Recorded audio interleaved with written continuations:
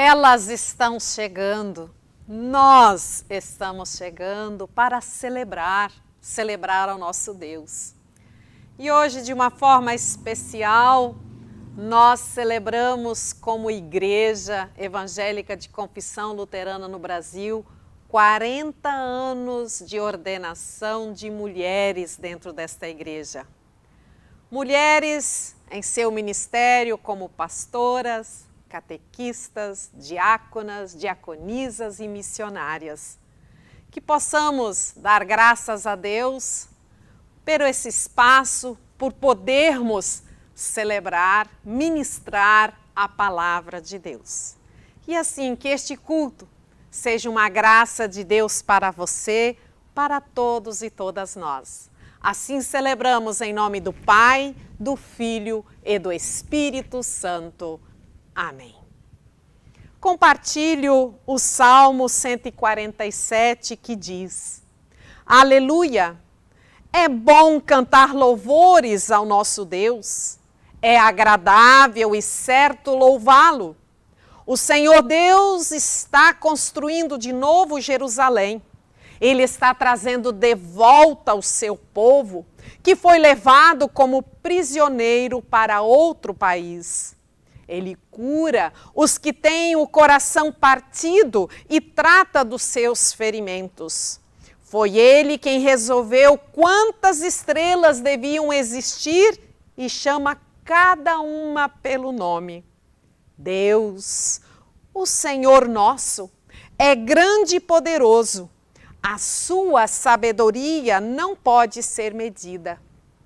Cantem hinos de louvor ao Senhor, toquem músicas na lira em louvor ao nosso Deus. Ele cobre de nuvens o céu, manda cair chuva na terra e faz crescer grama nas montanhas. Ele dá de comer aos animais e alimenta os filhotes dos corvos quando eles pedem.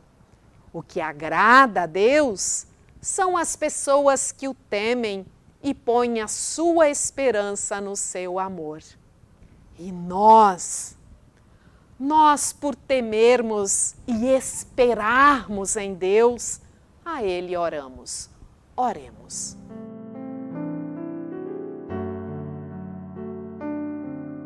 Deus que és amor, aqui estamos para ouvir Tua palavra. Precisamos dela para viver.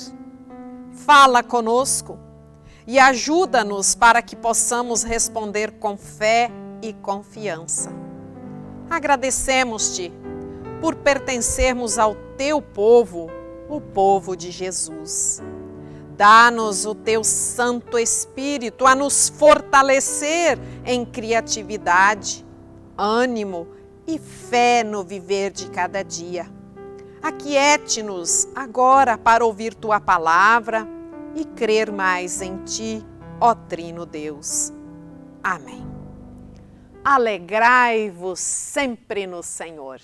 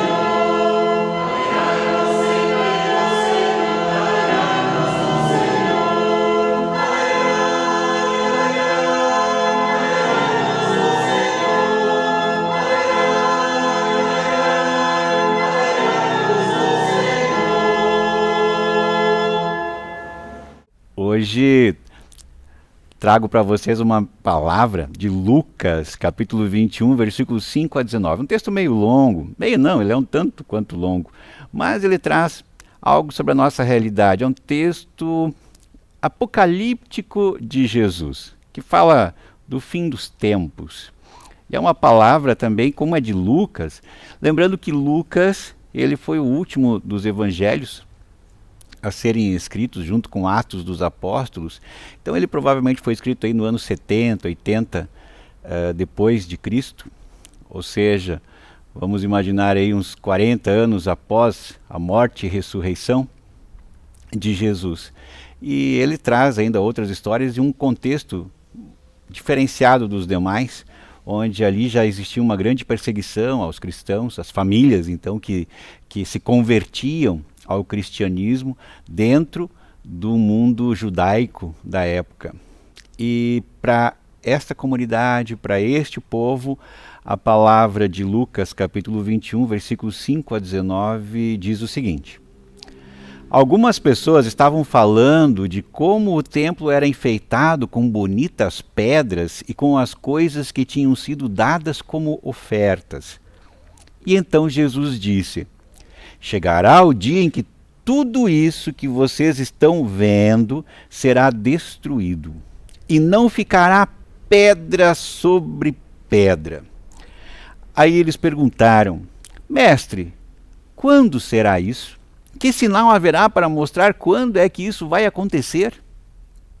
Jesus respondeu: tomem cuidado para que ninguém engane vocês, porque muitos vão aparecer fingindo ser eu, dizendo: eu sou o Messias, ou já chegou o tempo.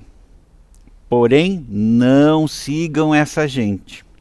Não tenham medo quando ouvirem falar de guerras e revoluções, pois é preciso que essas coisas aconteçam primeiro, mas isso não quer dizer que o fim esteja perto. E continuou: uma nação vai guerrear contra outra, e um país atacará outro. Em vários lugares haverá grandes tremores de terra, falta de alimentos e epidemias. Acontecerão coisas terríveis e grandes sinais serão vistos no céu. Mas, antes de acontecer tudo isso, vocês serão presos e perseguidos. Vocês serão entregues para serem julgados nas sinagogas e depois serão jogados na cadeia. Por serem meus seguidores, vocês serão levados aos reis e aos governadores para serem julgados. E isso dará oportunidade a vocês para anunciarem o Evangelho. Resolvam desde já que não vai ficar preocupados antes da hora com o que dirão para se defender.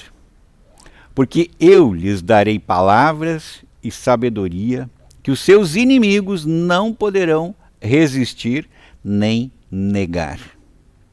Vocês serão entregues às autoridades pelos seus próprios pais, irmãos, parentes e amigos, e alguns de vocês serão mortos. Todos odiarão vocês por serem meus seguidores. Mas nem um fio de cabelo de vocês será perdido. Fiquem firmes, pois assim vocês serão salvos. Até aqui o texto de Lucas. E eu digo para vocês que quando peguei esse texto nessa semana para trazer para vocês, não é um texto que eu gostaria. Com certeza, se fosse minha escolha, eu teria buscado outro texto.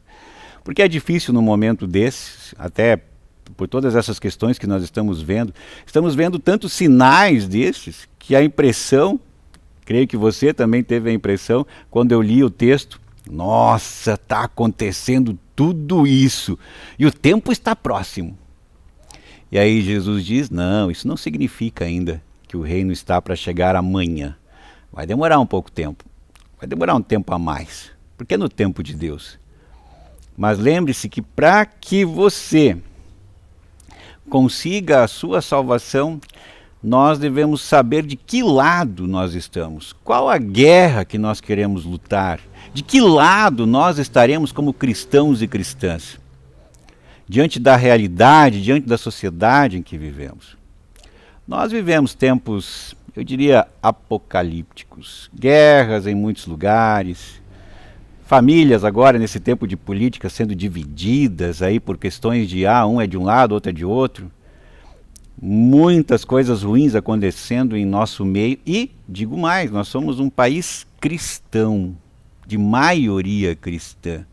Mas o que eu mais percebo são atitudes que não são cristãs nesses tempos difíceis que nós estamos vivendo. Quero trazer para você a seguinte perspectiva.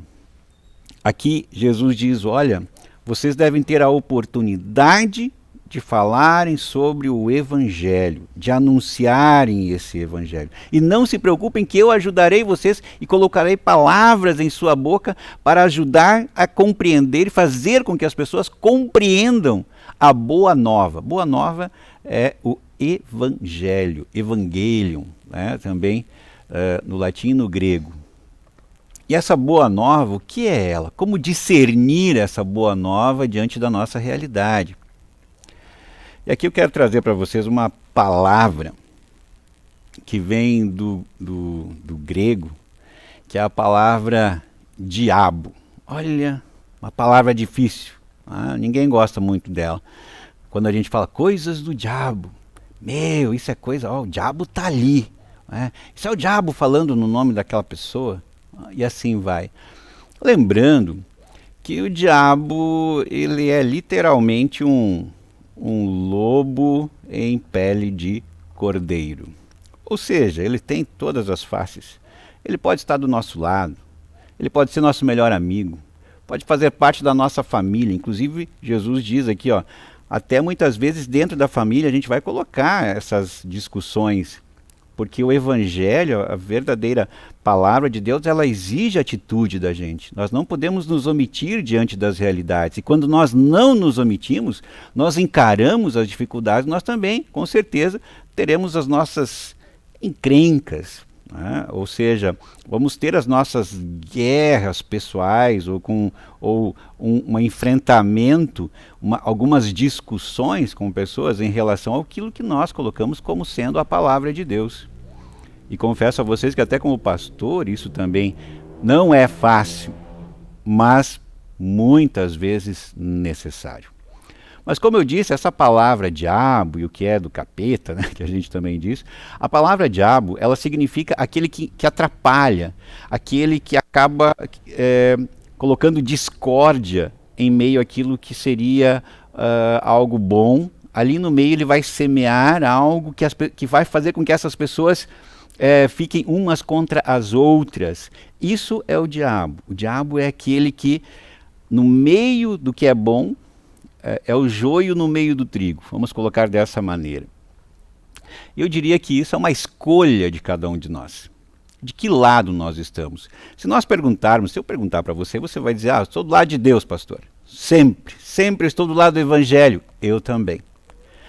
Mas quando nós, como cristãos, diante dessa sociedade que a gente está vivendo polarizada, nós ajudamos as pessoas a se dividirem, nós estamos trabalhando, escutem bem, para o diabolos. Nós estamos fazendo o papel do diabolos. Ou seja, quando nós, no seio da nossa família, entre os nossos amigos, estamos incentivando e motivando a divisão, nós não estamos trabalhando ou não estamos fazendo aquilo que a boa nova pede de cada um e cada uma de nós. E aqui ele diz muito claro, porque quando nós tomarmos essa atitude, com certeza nós seremos perseguidos, até presos. E ele diz ainda, e alguns, olha, ouçam bem, alguns serão mortos por falar aquilo que é certo e correto. Por isso, diante da nossa realidade, é muito fácil nós percebermos as pessoas que estão trabalhando para lados opostos. Com certeza, o diabo está muito feliz quando ele vê as encrencas, a divisão, quando ele vê semeado entre nós a discórdia, quando ele vê violência entre nós.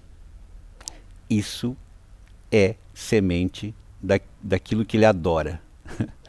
E eu tenho certeza que Jesus, quando ele se entregou na cruz, por mim e por você, ele não desejava que as pessoas se acusassem umas às outras, se enfrentassem umas às outras, se brigassem umas com as outras, por pensarmos diferentes. Trabalhar para Jesus em tempos difíceis, estar ao lado da fé e do Evangelho em tempos difíceis, é estar do lado da união, do diálogo, da conversa. É momento de nós olharmos uns para os outros como família. Lembremos que como batizados que nós somos, todos, e aqui no Brasil 80%, segundo os últimos dados, nós somos todos cristãos e, portanto, batizados, 80% nós somos irmãos na fé, na esperança. E 80% é fácil você fazer os cálculos, é muito mais do que todos os votos que qualquer um aí aconteceram por aí. Então a gente tem que olhar que, independente, a nossa tarefa como cristão é unir, apaziguar, fazer com que as pessoas voltem a dialogar, é pedir perdão, é sensibilizar-se com o outro, é tentar compreender o outro. Porque o julgamento, o texto aqui é muito claro, o julgamento é só de Deus, não é nosso. Por isso que eu disse no início que esse texto é difícil para esse momento, não gostei muito, porque justamente ele me faz trazer uma palavra que eu também não gostaria de dizer, porque ela é dura diante da nossa realidade. Ela não é fácil nem para mim, não é fácil para nenhum de nós, mas é uma palavra necessária, porque nós não podemos fugir do Evangelho.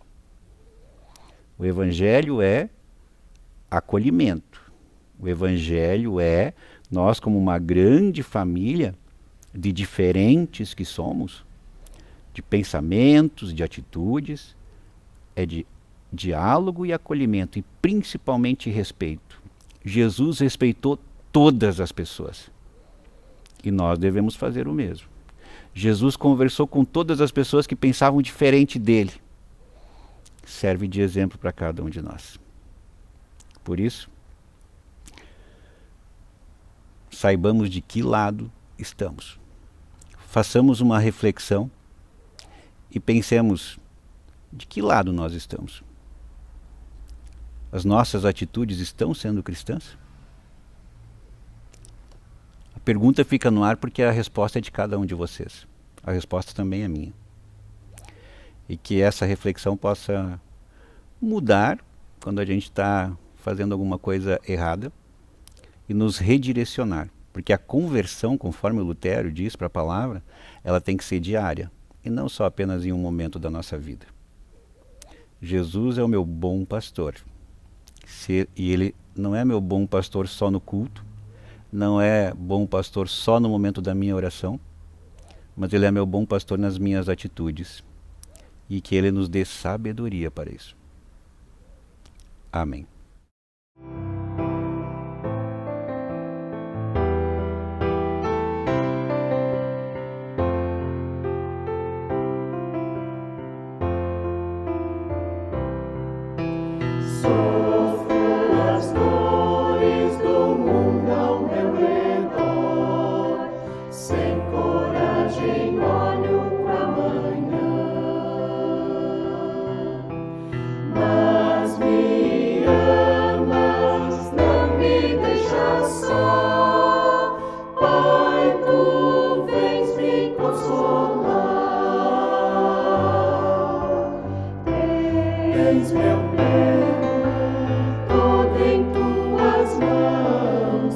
Calmo e seguro estou.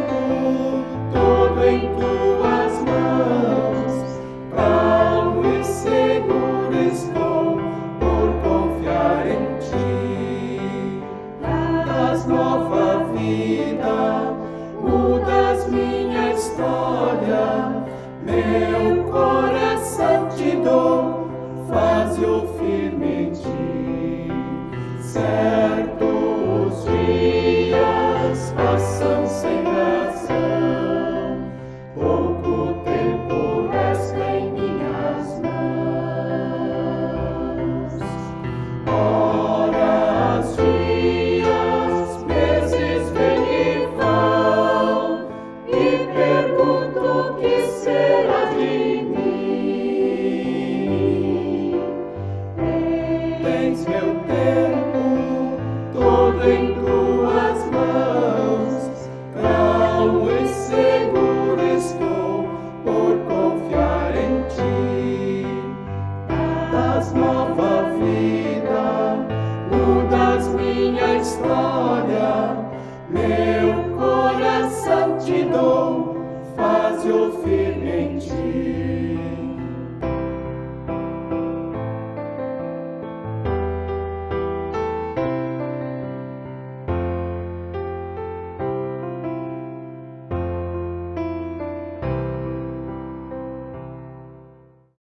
Queremos convidar vocês, não é verdade, Marta? Convidar esse pessoal Sim. que sempre nos acompanha, sempre está junto conosco aqui no nosso culto e continuem ainda sempre com a gente.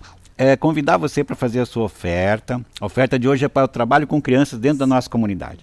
É um trabalho do Missão Criança, culto infantil online, tem outras atividades que a gente faz, oficinas de Natal, tem coro infanto-juvenil, então são várias as nossas atividades. Inclusive a gente convida que traga as crianças, né, para conhecer os trabalhos da nossa comunidade, porque elas adoram. Alguém tem que trazê-las, né?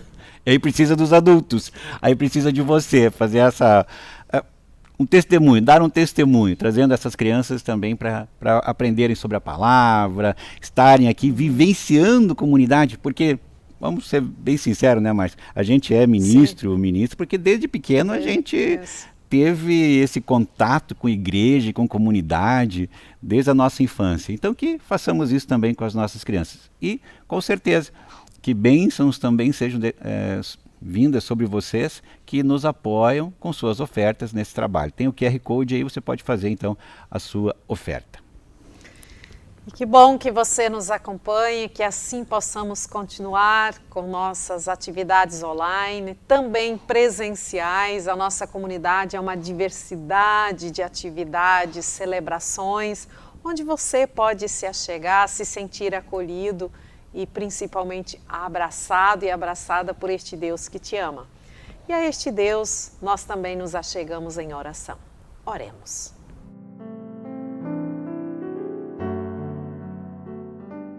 Deus de amor, celebramos com gratidão os 40 anos de ordenação de mulheres na ISLB. Recordamos com alegria do anúncio da Tua palavra por homens e mulheres e da contribuição de muitas pessoas na vida comunitária em diferentes contextos em nosso país. Sendo assim, nós te pedimos, continue a vocacionar muita gente, também as crianças e a juventude, para o testemunho do Evangelho de Jesus Cristo atualmente. Senhor, te rendemos graças por tudo o que tu fizeste ao mundo, a toda a tua criação, em especial a nós, teus filhos e tuas filhas. Eternamente queremos te agradecer e louvar por nos incluires em tua família, na qual há espaço para todos. Em ti, Senhor, buscamos forças para a nossa confissão de fé diária. Ajude-nos através do teu Santo Espírito, norteando nossos passos pelos caminhos de nossa fé, de nosso viver. Deus amado, agradecemos-te por nos teres enviado Jesus, teu Filho, para que Ele nos reaproximasse de Ti. Agradecemos porque por meio dele nos dás a salvação graciosamente sem que a mereçamos. Por Tua graça, somos livres e chamados e chamadas para cuidarmos uns dos outros. Por isso, queremos interceder por pessoas que perto ou longe de nós se encontram doentes, lutando por sua saúde ou enlutadas. Lembramos também de famílias onde há conflitos, que cada pessoa possa encontrar em Ti amparo e conforto, orientação, conforto no Espírito Santo para a sua caminhada. Capacita-nos para olharmos e agirmos com compaixão e solidariedade para com elas. Oramos por nossa comunidade, pela Tua Igreja no mundo inteiro. Que não fraquejemos no testemunho do Evangelho. Acompanha-nos em tempos de adversidade e encoraja-nos para a diaconia e a comunhão. Pedimos, Deus de misericórdia, por nosso país, nosso estado e nossa cidade. Que seus governantes tenham sabedoria para trabalhar em prol do povo e que não sejam levados pela tentação de agir em benefício próprio, corrompendo a justiça e o direito. Auxilia para que cada um e uma de nós seja consciente de sua participação na construção de uma sociedade mais justa e igualitária. Por tudo que ainda temos para pedir e agradecer, bem como toda a nossa vida, nós entregamos em tuas mãos. Em nome de Jesus, teu Filho, que nos ensinou a mais bela oração e a qual repetimos em conjunto dizendo: Pai nosso que estás nos céus, santificado seja o teu nome. Venha o teu reino, seja feita a tua vontade, assim na terra como no céu. O pão nosso de cada dia nos dá hoje, e perdoa-nos as nossas dívidas, assim como nós também perdoamos aos nossos devedores. E não nos deixes cair em tentação, mas livra-nos do mal. Pois teu é o reino, o poder e a glória para sempre. Amém. E compartilhamos com você também uma palavra de bênção.